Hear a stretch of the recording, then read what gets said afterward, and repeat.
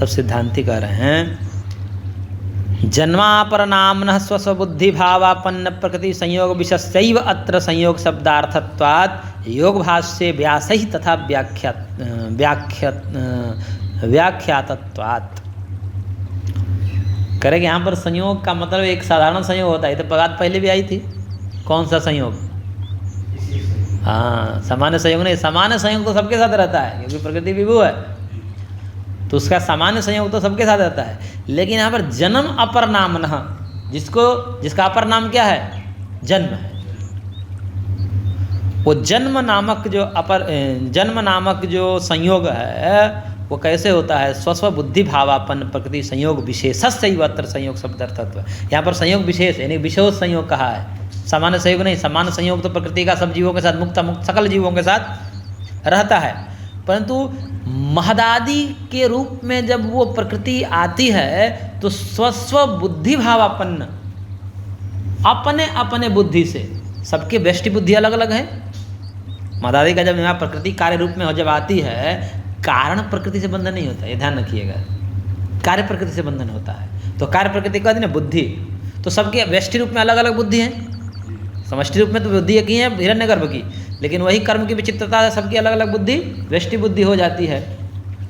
तो उन बुद्धि में जो है स्वस्व बुद्धि भावापन्न, अपने अपने बुद्धि में, यानी कि जितने पुरुष हैं उनके अलग अलग बुद्धियां हैं, उन बुद्धियों में वो आसक्त हो गए, तत्त भावापन्न हो गए। तो आसक्त होने से ये जो प्रकृति संयोग विशेष, ये विशेष संयोग है। सामान्य प्रकृति का संयोग तो समस्त जीवों के साथ रहता है, लेकिन बुद्धि रूप में कार्य प्रकृति का संयोग को यहाँ पर संयोग शब्द से कहा जाता है। कारण प्रकृति का संयोग को संयोग शब्द से यहाँ पर, हाँ, ये विशेष बात है।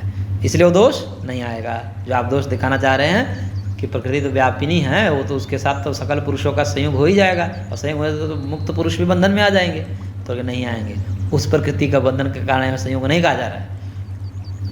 यहाँ पर उस प्रकृति से उत्पन्न जो महदादि हैं, उन अब एक एक महदादि में सब में अलग अलग बुद्धि हैं, अंतःकरण अलग अलग हैं, सबके इंद्रियां अलग अलग हैं, उनमें भावापन्न जीव हो गया, आसक्त हो गया।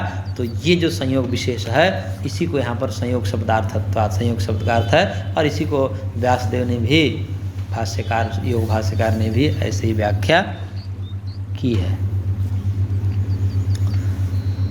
बुद्धि वृत्ति उपाधि नैव पुरुषे दुख योगाच्च, ऐसा कहा कि बुद्धि वृत्ति की उपाधि से ही पुरुष में दुख योग होता है। जब तक बुद्धि आदि नहीं होगा और उसमें वृत्ति आदि नहीं बनेगी, तब तक पुरुष में दुख आदि का योग नहीं होता। देखिए, बुद्धि होने मात्र से भी सुख दुख नहीं होता, क्योंकि बुद्धि होते हुए भी बुद्धि वृत्तियों का निरोध जब योगी कर लेता है, तो बुद्धि रहते हुए भी बुद्धि से बांध नहीं पाती। बुद्धि में जब वृत्ति उठेगी तब वो बंधन में आएगा, तब उसको सुख दुख होगा। वृत्ति शून्य हो जाता है, तब बुद्धि रहते हुए भी उसको दुख आदि नहीं होते। परंतु वृत्ति उठे बिना नहीं रहेगी।